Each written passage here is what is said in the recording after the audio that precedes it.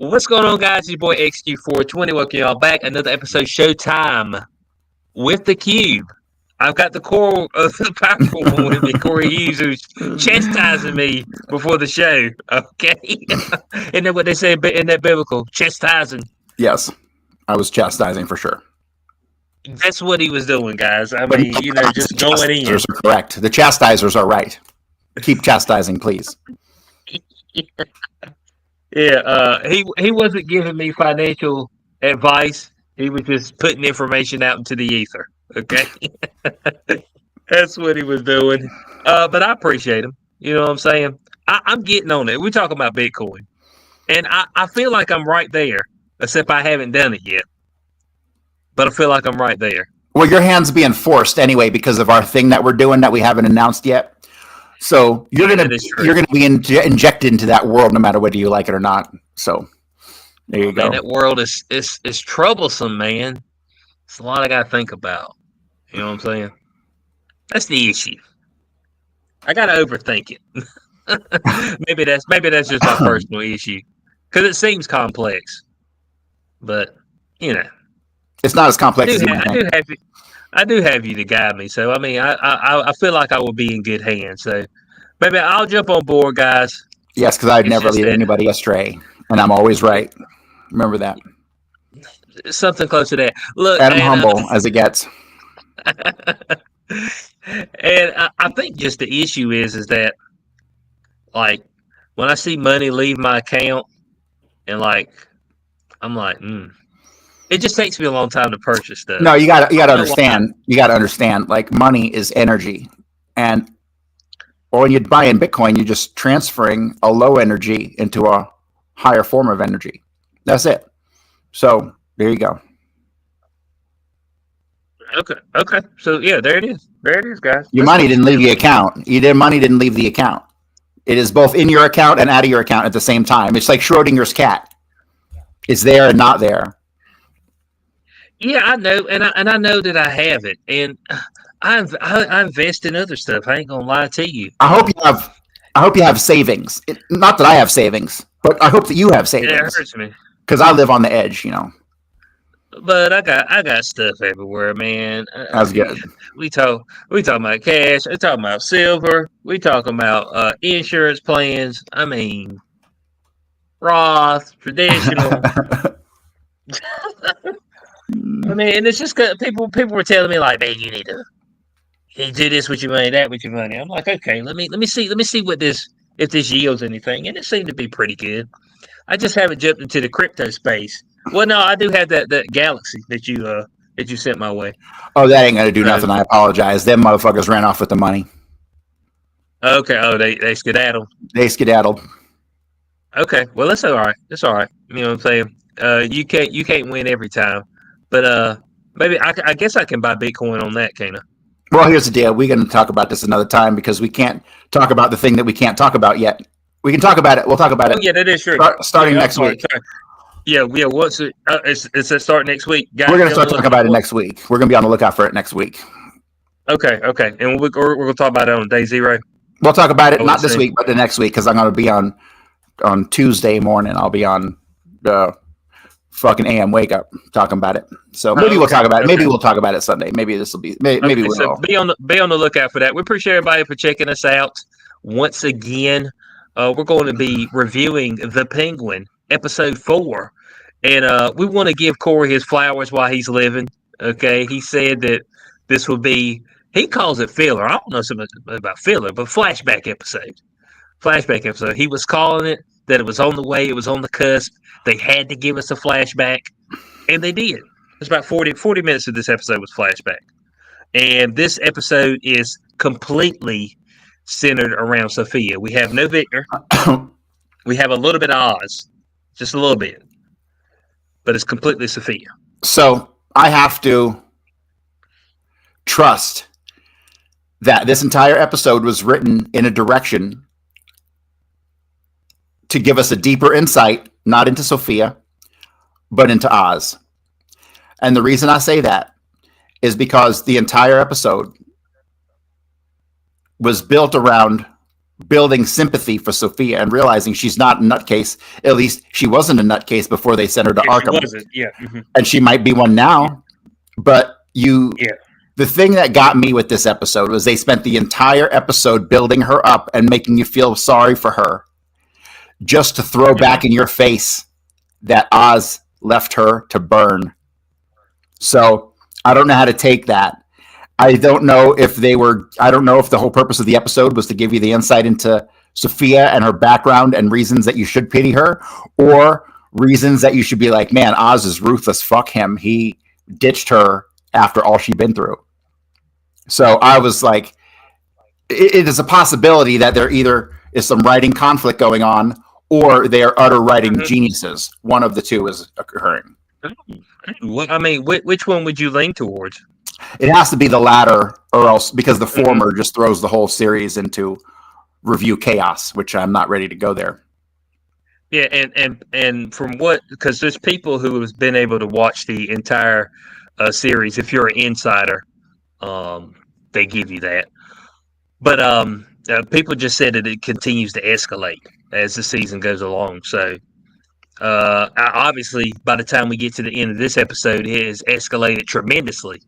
All right, but this one, as I said, and the creator of the show, she even spoke about this. We had a episode kind of dedicated to Victor, which was the previous episode. This episode's kind of dedicated to Sophia. All right, so I would assume the next episode would dig back into Oz once again, kind of fully. What do you think about that? You think that'd be the case? Possibly, but and here's something that I kind of picked up on early, but I unfortunately stumbled across a video from one of the female producers of the show was talking about, or writers of the show was talking about Victor, and how in her mind the show was really about him. And so we've had some episodes revolving a lot around him and his decisions, even if they didn't seem to be revolving around him. And I think that theme is going to continue. Of course, this writer or producer, whoever the fuck she was, had to interject her own woke nonsense bullshit into the fucking storyline. She had the preconceived notion that she needed him to be a half black, half Hispanic, half Colombian or something like that, right? Like that was on her mind before she wrote the character.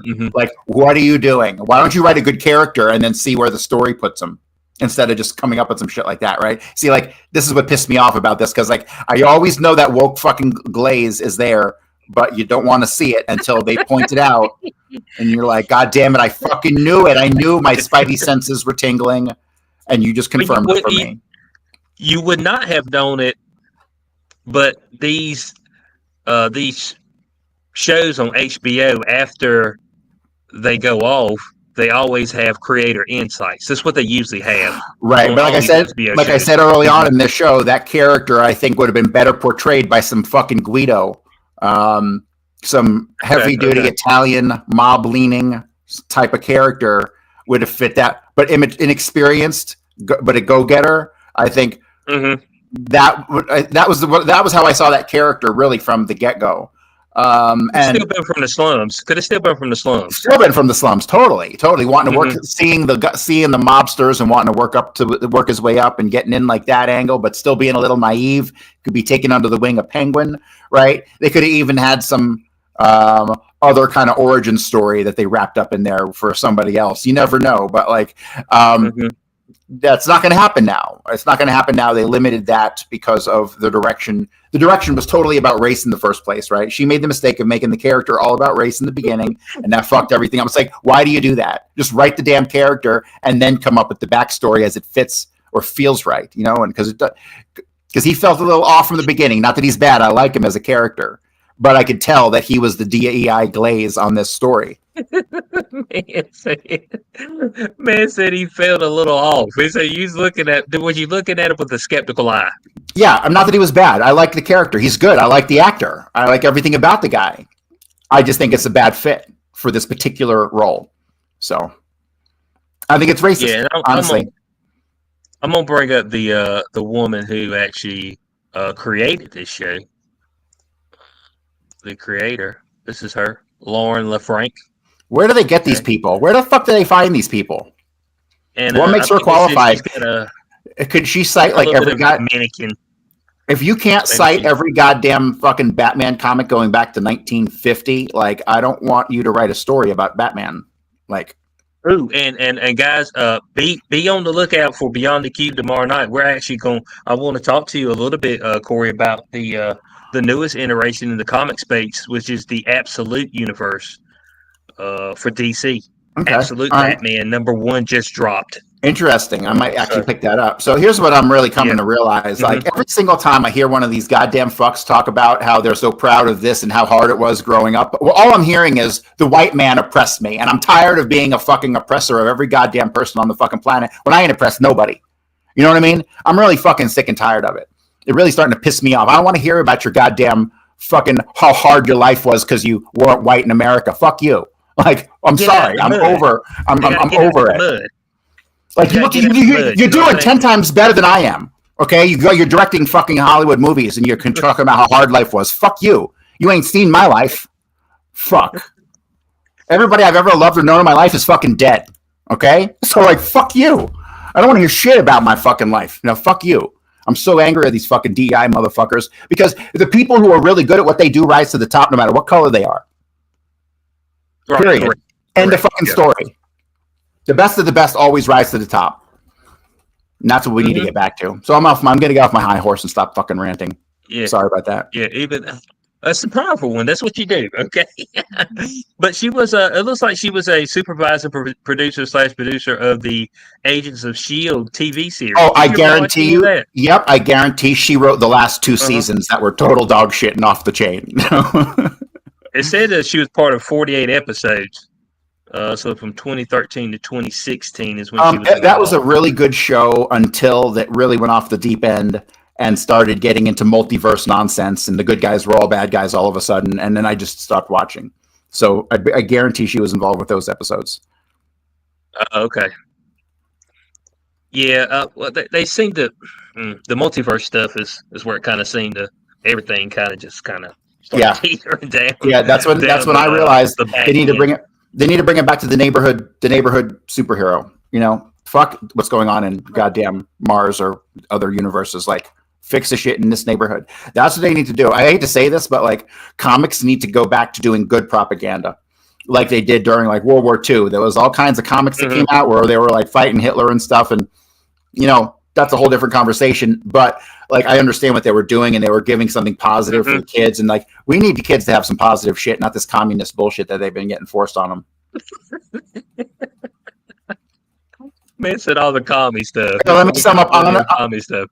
I'm going to sum up all of politics in the world in like a real brief paragraph. Okay. So all you have are two worldviews. There's only two. I don't want to hear about your fucking nonsense 6 political parties. Okay. You have globalism, which is communism, and then you have nationalism. That's it. There's no other worldviews. There shouldn't be any more than 2 political parties, one representing nationalism, and then the opposition party being those fucking faggot communists. That's it.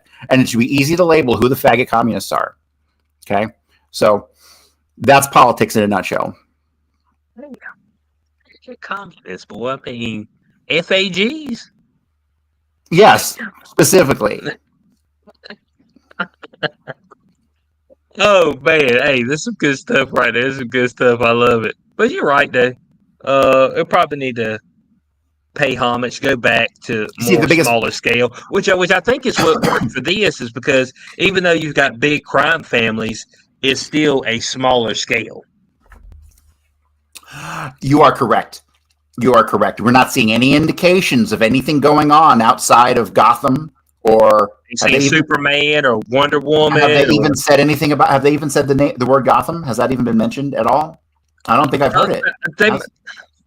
They might have uttered it. They probably uttered it when they were talking about the flood, but they really haven't talked that much about even the previous movie. To be honest, the Penguin ain't said nothing about the Batman. Ain't said nothing at all. Ain't really said anything about the Riddler either. I like that. There's some I like that. there's some nations in it. There's a word for what they're doing. happened, but yeah. Let me tell you what this word is. There's a word for what they're doing and how they're portraying this, and that word is intimate. They're making this show feel very There tight, you go. close knit, intimate. right? So Yeah, because even though you've got the Batman who could come up at any time and kind of fool their plans, even though you've got the Riddler who flooded, half of Gotham as far as the slums, they are still intertwined in their own world. And as far as the Penguin trying to rise to power, we see Sophia trying to rise to power, enact revenge, and so they are encompassed in their own personal goals and not looking outward, which gives it the yes, intimate feel. yep, Yeah, yeah. So that's it to a T. So this episode starts with showing Sophia as one of the good girls. And it almost seems like she doesn't even understand what the Falcone business is. You know what I'm saying? It's like the naive daughter. It's like you marrying into the mob family. You're just like, oh, I don't know. My husband, he just goes to work and he comes home and at 7, and I've we don't got talk all this about what he lavish stuff, does. and I stay. Yeah, I don't know what he does, and he brings me these. Will be that time like 5,000, probably more than that, 10,000 carat. Uh, or $10,000 worth of diamonds, necklace and things of that nature. Oh, I got you a gift, honey. And he's probably banging some woman on the side, strippers at the club, things of that nature. He always comes home. Sometimes he's a little late though. Yeah, so it's like that. Sophia kind of gives off that feel, and they give off this feel a lot of times with the women in these in the mafia groups. I don't know if that was the case in real life or not, if they were that naive to what was going on, or turning a blind eye per se. Let's say Well, that. here's the thing: like back in the day when Mm-hmm. the mafia and stuff like that, you got to realize that most people, including the general public and mob wives, didn't understand the nature of that thing. They didn't understand there was in some sort of organized crime element that shook people down and did all this stuff, right? Like we Right. have the benefit of looking back through history and understanding it and going, "Oh wow, Mm-hmm. how do these wives get involved in this? Oh my god, it's so crazy." But they didn't know at the time, right? The wives marrying They, into this. they weren't involved. They were at the house with the key. Right, and right, like it should be, and the guys were just like, oh, he's a businessman. He runs the trash hauling company, right, or whatever. They all had legit covers, right? Like Tony Mm-hmm. Soprano was a trash guy, at a job he never had to show up Yeah. at. Yeah. That's what it did. It's like, that's all. Yeah, he's there every day. And then all of a sudden, one day, you're just like, oh, I'm going to go out there and I'm going to surprise him with lunch. And he's not there. It's like, where is he at? It's like, he doesn't never come here. And then all of a sudden, that's when it starts to spiral out of control. You know what I'm saying? Yeah. And so that's what kind of happened here. She kind of started getting interested in what the family business is. And Alberto, at that point in time, he seems like he's the castaway because he's a drug addict. He's random. He's not focused. And at that point in time, Papa Falcone kind of promises Sophia the business, the family business. Yeah. All right. Now we see her at this. It's an actual event for missing women. Okay, and it's like a charity, which we know what charities are. It's money laundering for the most part. I mean, that's just all there is to it. That's why it's kind of hard for me to. They're like, oh, donate to this charity. It's for such and such. I'm like, yeah, can I see him get the money though? Because I mean, I got a feeling that y'all gonna put that in your pocket. I mean, it's just. It sounds bad. It's kind of like BLM and anything else. You look around and you're like, oh man, let me see where they better the community. And it's like, well, I don't charities, see at the end of the anything day, there, charities, like 95% of their operating budget is like they pay all their salaries and stuff, and only like 5% goes to like whatever cause they say they're going to give to. It's really ridiculous. But I mean, the combined salaries of the executives is probably more than what they give to whatever fucking cause they're alleging to be for. It's ridiculous. yeah. Well, you had to buy lunch and had to buy breakfast, and I had flights, and we had a guy. This guy, he really did a lot. You know what I'm saying? I mean, we ain't got on paper what he did, but just know that he did a lot. He need to get paid as well. I thought this supposed to be nonprofit. So, what the lingo there, lingo nonprofit. So she's part of this charity, and there is a reporter there, and she kind of takes interest in Sophia, asking her about a string of women that have recently been murdered. Okay. And so that's how this actually kind of kicks off as far as her ending up being in Arkham Asylum. Now, she actually meets with this reporter secretly. Okay. And the reporter shows her pictures of multiple women that were killed. And she sees that, of course, all of them were allegedly hung themselves via suicide, but you see the markings on their neck as if they were strangled. And that actually harkens back Sophia's mind to when she actually walked in and seen her mother hanging in their house. All right, as far as defensive wounds and things of that nature. So she's kind of putting two and two together, even though she didn't want to. Right. And at this point in time, it's 10 years previously. Oz is currently her driver. Okay. And Oz had kind of iterated that, this is a bad idea going to meet a reporter. You know what I'm saying? So he throws that out there right out the gate. And as per usual, I found the moment where Oz kind of got pissed at her, because I don't think he would have actually said anything until she was like, "Shut the fuck up! You're nothing but my driver. I don't care about your opinion." Right. And the minute I seen that, I seen his expression change, and that's that same expression he had when Alberto was laughing at him. It was the same expression. He's like, "Oh, I got you, bitch." You know what I'm saying? Yeah, I'm gonna drive you right out there. I got you. And so that actually, gives us a little bit more as far as Oz, as far as if you start laughing at him, start clowning him, saying he doesn't matter, he's not important, that's like a deal breaker for him. Like he's going right for the throat. What you think about that moment? Did you feel the same way? That was one of those moments where I felt bad for Oz again. Like he's had it hard growing up, and there's been times in the show when he's acknowledged, that, guys like me, he's kind of made statements like that, and I kind of understand what he means. That's why he's working so hard to get ahead, right? Because he's not taken seriously because of how he looks, because of how he acts, because of how he talks. Right. How he walks. And people call him, like, they don't call him the Penguin.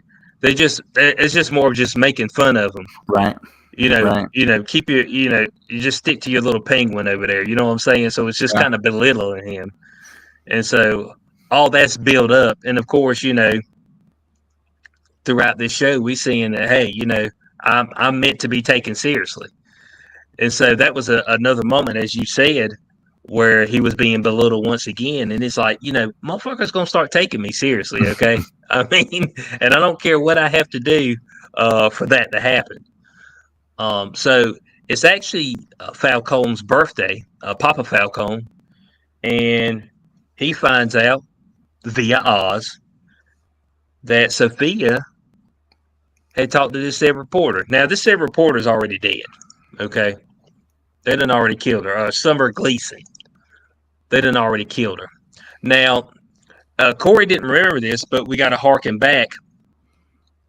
I believe, if I'm correct, one of the women that was up there that Summer Gleason was showing to Sophia was Catwoman's mother. I can't remember which one, but I'm pretty positive that one of them was. And so that was the whole chain of events of why Catwoman was trying to get to old Papa Falcone and kill him for the death of her mother. So that's where some things kind of wrap in together as far as, but if you didn't watch the Batman, that wouldn't be detrimental to your viewership here, which I actually kind of like. You know what I'm saying? Because we do see, like in some of the Marvel Cinematic Universe, even the old DC Cinematic Universe, or if you didn't watch X, you had no clue what was going on with Z, which was a problem if you were trying to get new viewers. Um, so we had that moment, and then of course, Papa Falcone's like, "All right, I need to get rid of you because you're going to be a hindrance to this family." All right, and of course, he wasn't going. He didn't want to take her out. Obviously, he loves his children, so he sent her to Arkham. Now, okay, now I've got a question. Alberto does seem like he's on Sophia's side, but do you think at some point in time we could see where it was maybe Alberto's idea to send her there and he's kind of playing a part? And that kind of like destroys her world even further. I'm looking a double, triple whammy here. I don't know about that, but one thing I think is kind of odd is that once the awareness is there between Sophia and her father that he's accused of killing these women, I thought it was rather odd how quickly he was willing to flip the situation, pin it on her, and lock her up for 10 years. Like, oh, yeah.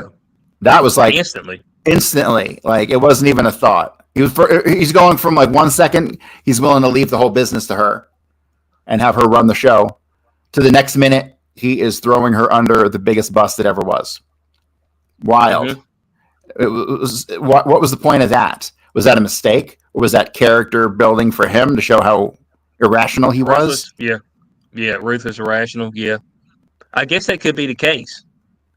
I guess, and I don't know, something about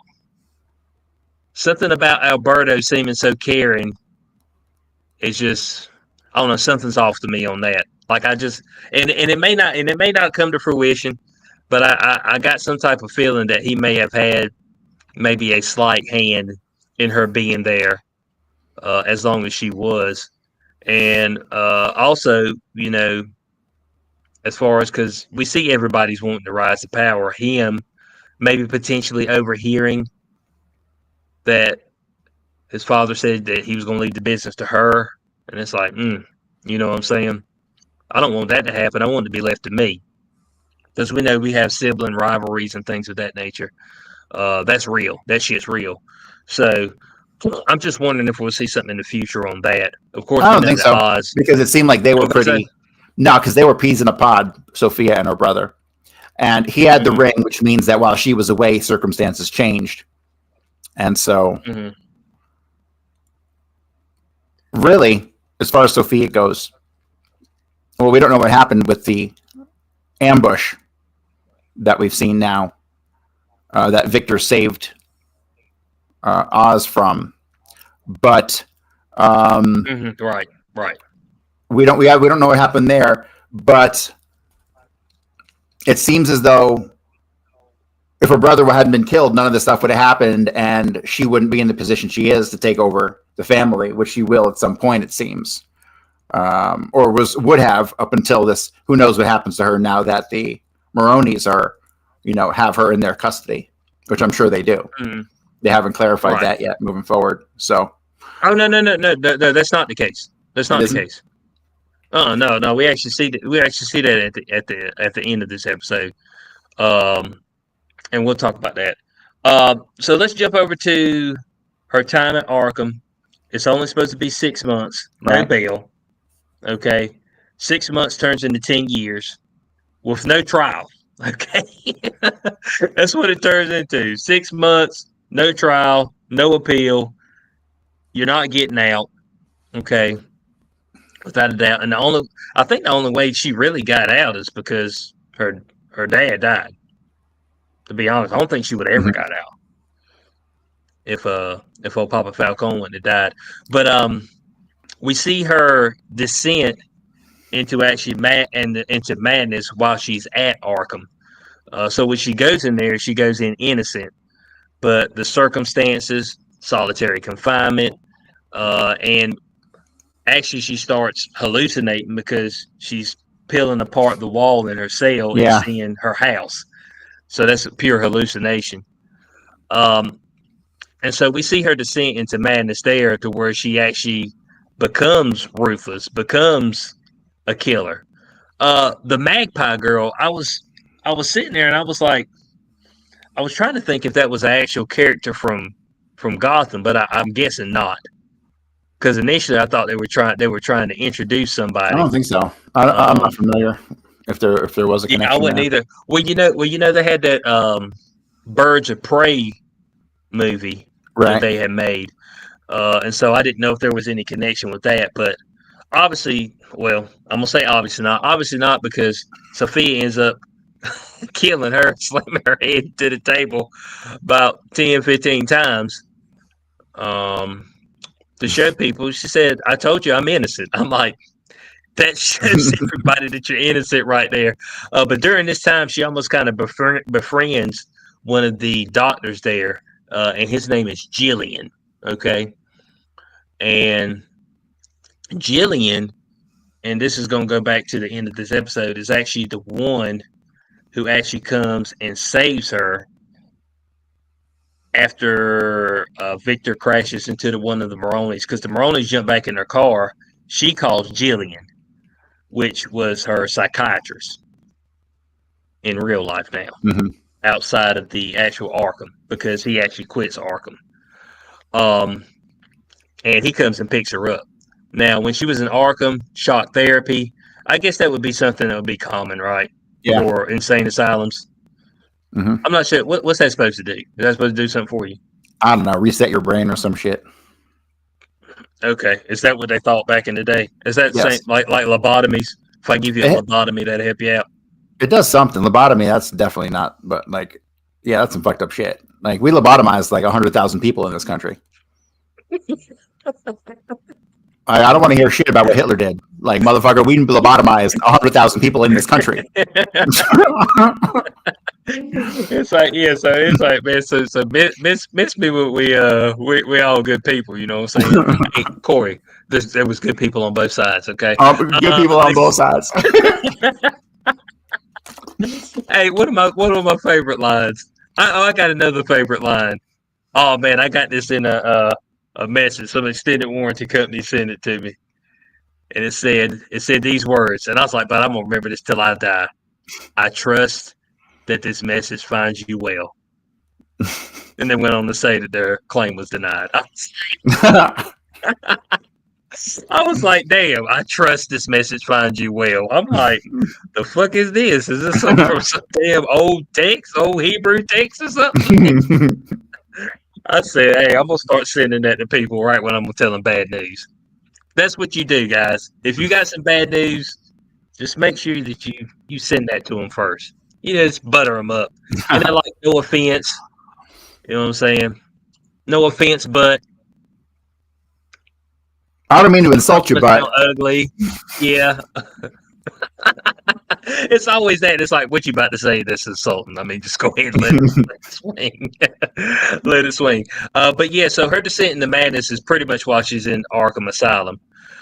But when she gets out of Arkham Asylum, uh, it almost makes it seem like Papa Falcone had kind of put the propaganda in everybody's mind that she was actually the killer and right, that she was actually insane right, because they treat her as such. Because I harken back to that moment where Oz had killed the prisoner and he had slipped the knife in Castillo's pocket, and she's like, "Somebody give me a gun," you know what I'm saying? Because she was going to shoot right. Castillo, and they're like, "Man, don't get that crazy bitch no gun, all right?" Because she's going to shoot all of us. Okay, that's what she's going to do. She's going to kill all of us. And so we jump back. The Arkham thing was kind of just her descent into madness. That's pretty much all it was. There wasn't really a whole lot that actually happened there. You kind of relived the same scenes. Shock Right. therapy. There was a moment in time where, for some reason, a prisoner was loose and whooped her ass. And then later, that prisoner stabbed himself in the neck with a fork. I'm not exactly sure what was happening there. But Well, she wanted out. She point, could tell she wanted out no matter what. yeah, yeah. But that's the point in time where she was introduced to bliss, and Magpie called it candy. He said, "If you're good, they'll give you candy." And so the actual drug they're selling right now is the bliss from the Arkham Asylum, what Magpie called candy. So obviously she had been introduced to that particular drug there. I guess she had became one of the good girls eventually and had experienced the drug herself and how powerful it could be. So that's the it gives you a little background. It doesn't really say anything much about it. You kind of just have to put two and two together. It's like, okay, that's the drug that she's getting from Arkham. Okay. All right. So we fast forward. We're back to the point where the Maronis are taking off trying to catch the penguin. Sophia's injured.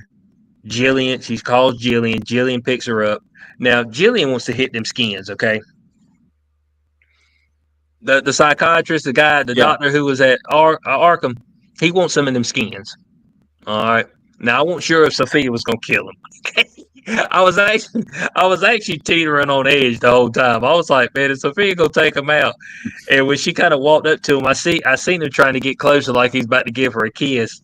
And then she kind of walks away, and I was just like, "Damn, boy, man left right on hard." But I said, "But that's a bad feeling right there."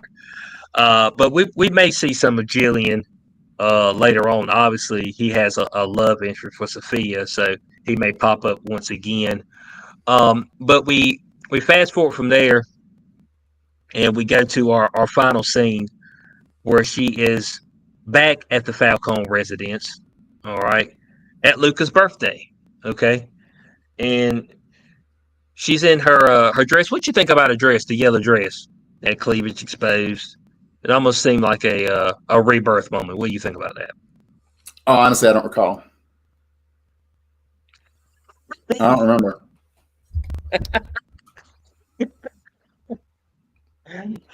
There you go. Well, anyway, everybody is very awkward at the table. Let's just say that when they're sitting there eating, extremely awkward. Okay, and as Luca's talking, she just kind of just interrupts him, and she goes on her soliloquy about how all y'all knew I was innocent, and yet y'all left me there to rot. And obviously, I don't fit here anymore. And there was one of the a young girl that was at the table that got sent to bed, and later on you see Sophia get that young girl and say, "Hey, you want to go eat some cake? Me and my brother used to go out uh, to the vineyard or to the greenhouse, and we used to sleep out there and all that stuff." And at first I was like, "Well, man, what is this leading up to?" Because you see her earlier, she's smoking a cigarette. She pops open the window, and then so they sleep out there in the greenhouse. And you wake up the next day, and she has killed everybody in the house except Johnny Vitti by gassing him, carbon monoxide poisoning. So officially, every Falcone is dead except Vitti, and she kept Vitti alive for a reason. Now I'm not sure what the reason's going to be, but Vitti, if I'm correct, that's a cousin. But everybody else is dead. Uh, Luca, everybody, the the wives. I mean, the whole Falcone family's done. That's it. And so I was wondering how the Penguin was going to rise to power. I was like, man, some folk got to die. And so Sophia did have to work for him. Okay. Were you surprised by that particular outcome? I didn't know exactly where that was going. That was pretty shocking. I don't see how anybody could see it and not be shocked by it. Yeah, I mean, it's just But it was clear she was going to make a move of some significance. Yeah, but I didn't think it was going to be that. I didn't exactly know what was happening. Well, like when she took the girl to the greenhouse, I was like, I know she ain't gonna kill this girl to make a statement or nothing. I was like, well, no. Nah. It's like, well, they sleep out there. I was like, why'd they sleep out there? And then they walk in and everybody's laid out dead. I was like, oh, this was almost like a what they call it, like a Game of Thrones red wedding, right? Moment. Right. Yeah, that's what it kind of was. A whole family annihilated right then and there, overnight. Unbeknownst, hey, at least they went without a hitch. So all we have left is Johnny Vitti of the Falcone family, and so I don't know what her plan is from here. Obviously, she's going to be looking Oz. to try to enact some type of revenge on him. And of course, Oz is going to see this as a prime opportunity. It's actually one of the best opportunities for him because it just eliminated half of his competition. You That know, is true. so yeah, so this is going to open up a key opportunity for Oz. Now, I got a feeling that we're going to jump on to the trail of the Maronis trying to track him down in the next episode. What do you believe happens in the next episode? Well, everybody's after Oz at this point. She is. The Maronis are. His mother's going to be Mm-hmm. in danger. She got to get moved. There's a lot going on. So, and he doesn't really have many allies at this point. Yeah, So all he's got is Victor right now. he has got to do something. He's got to make a move, a Yeah, big one. so he's going to have to. I got a feeling he's going to have to get some type of backing, some type of henchman. Now, I'm wondering if he's going to be able to convince some of the Falcone henchmen to follow him. I don't know how thrilled they would be about following Sophia. Um, so I don't know if he. I don't know. I'm assuming he's going to have to infiltrate some type of way, whether it be on the Baroni side or on the Falcone side, as far as your street people that you have do your dirty work for you, or Right. most of your dirty work for you, unless you've got a propensity to want to strangle women. He's pretty much a serial killer. That's what a Papa Falcone was. Yeah. I mean, it pretty much was. I mean, that's how he got off. I mean, he killed his own wife that way. Yeah. So, so that I mean, that's pretty much how he got off. So it's going to be interesting to see how he takes out the Moroni side. Is that going to be a complete wipeout? What do you think there? You think that's going to be a complete wipeout? I don't know because we have all we have is what's her face, the female Moroni, and what she was saying to him, and she just didn't have any information. It seemed she seemed to have an information deficit, so we don't really know. We're in the dark with coming up with them. That could possibly still get smoothed over. We don't know. Right. Of course, Sal's in prison, but of course he still does pull some strings on the outside through his wife, as we know. So I've got a feeling that we're probably going to see some of the Baroni heads fall, and after they fall, everybody may go just to the Penguin, pretty much. I got a feeling somebody probably take out Sal in prison. That's what my feeling is. Maybe Shank action, something like that. And that usually what happens. Yeah. In these, I mean, that's about all you got. You get shanked in prison one day. So we're heating up. We're halfway through. We've got 5, 6, 7, and 8. So we've got 4 episodes left of this. So they've still got a pretty good ways to go. We got 4 hours left, 4 hours plus left worth of show. So I think they still got a ways to go to get us to the point where we have the Penguin reign supreme overall. And the question I got, Corey, for you is, do you think at the end of this, do you think this will lead directly into the second Batman? Only if they're smart. So probably not. But we'll see.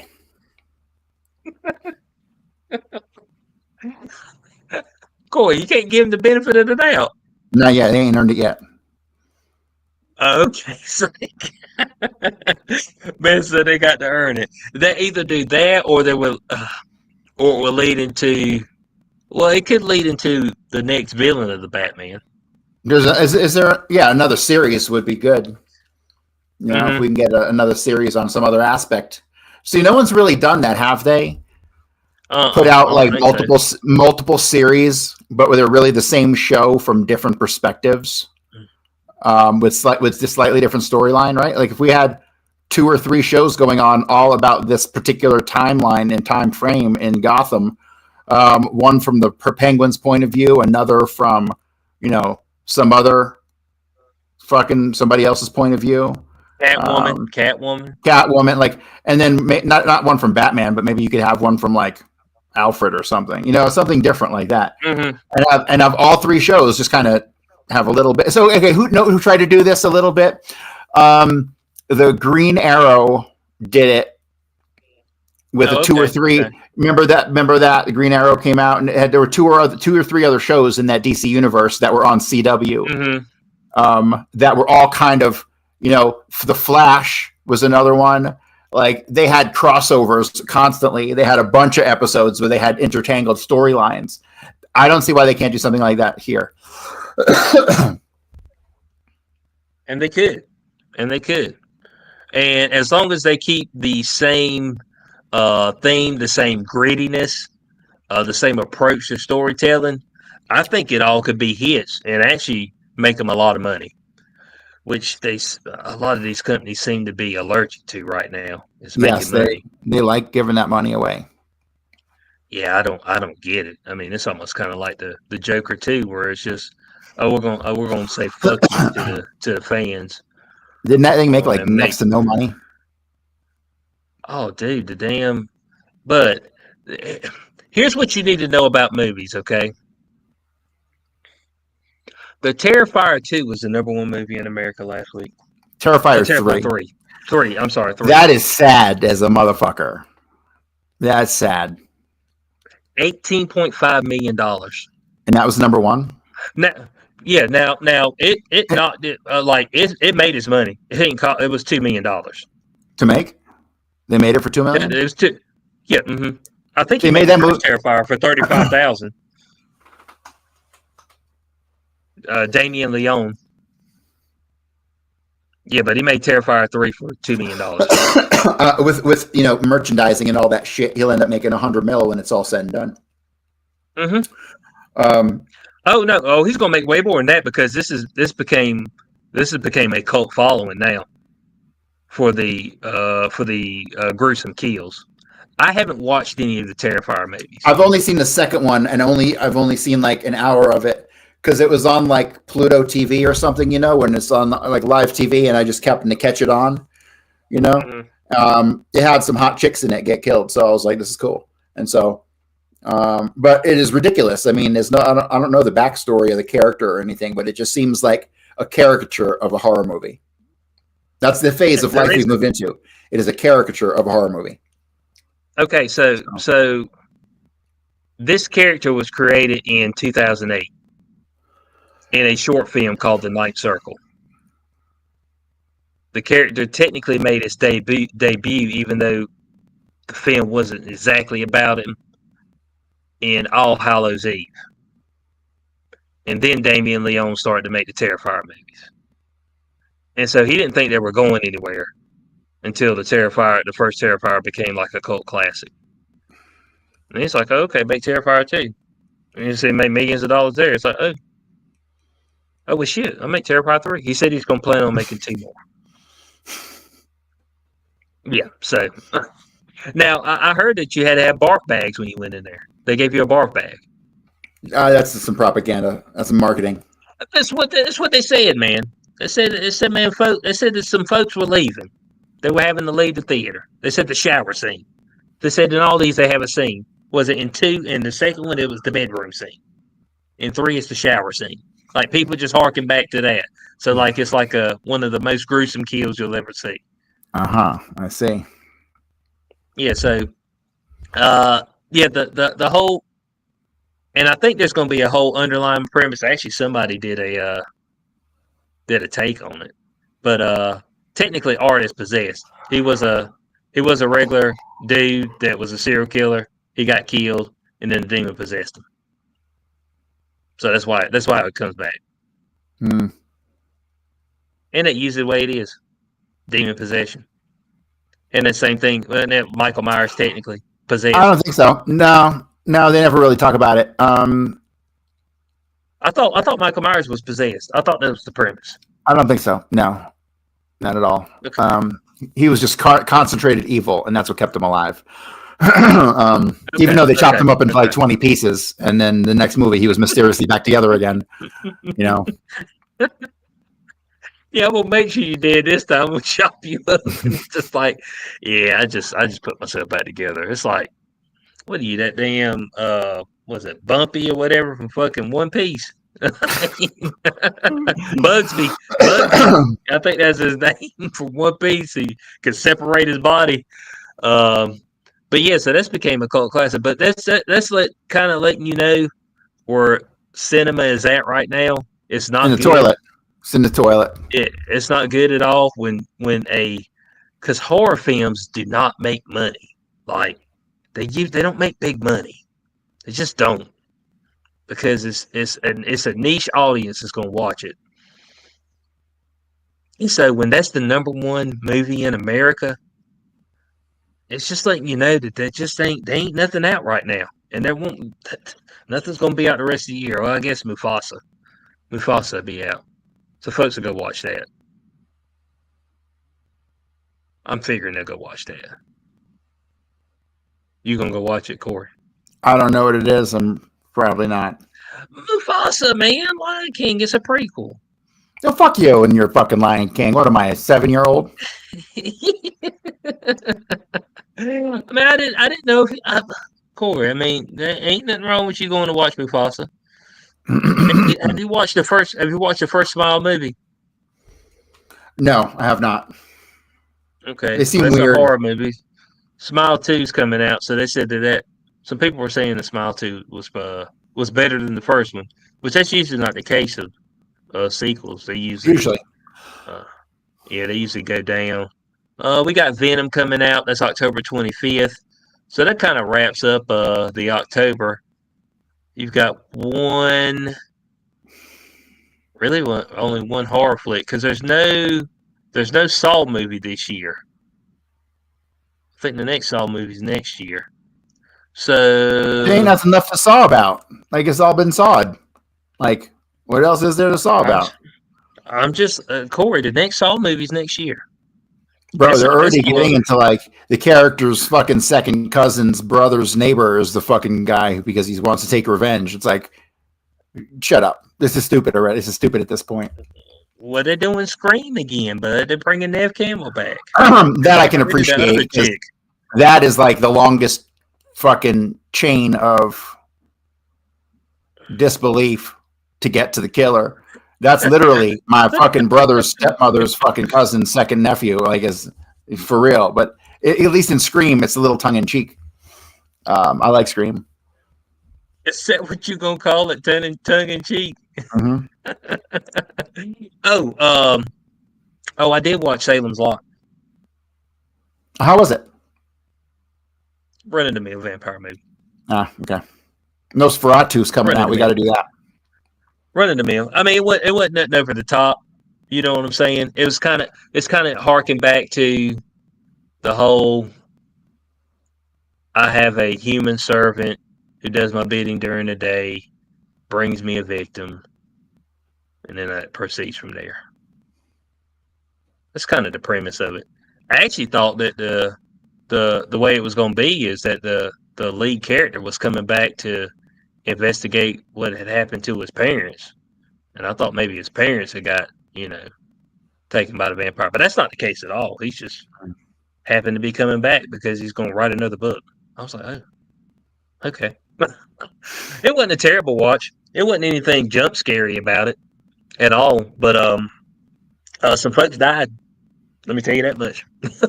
There's plenty of people that died. So it was a decent watch. It was a decent watch. What's the other one I watched? I watched the God, what is it? It Lives Inside. Is that what it was? The newest. It was the newest Netflix special that they made, and that one. There's a guy who has made a device that you can hook people up to, and it will transfer your consciousness into somebody else's body.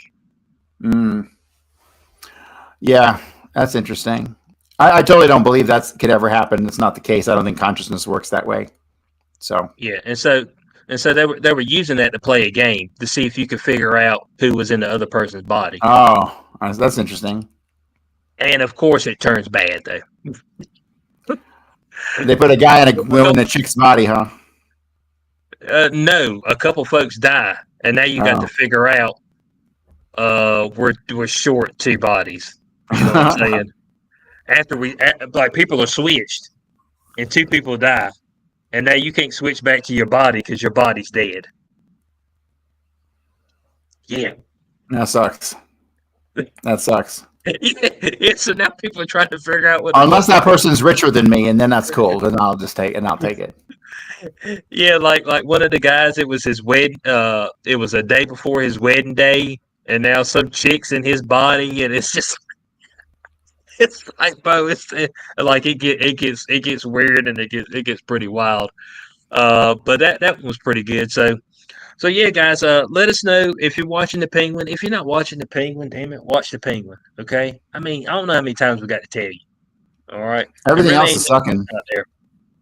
Yeah, me and Corey's got to finish watching the Rings of Power. We'll do that. Oh, I watched 2 episodes.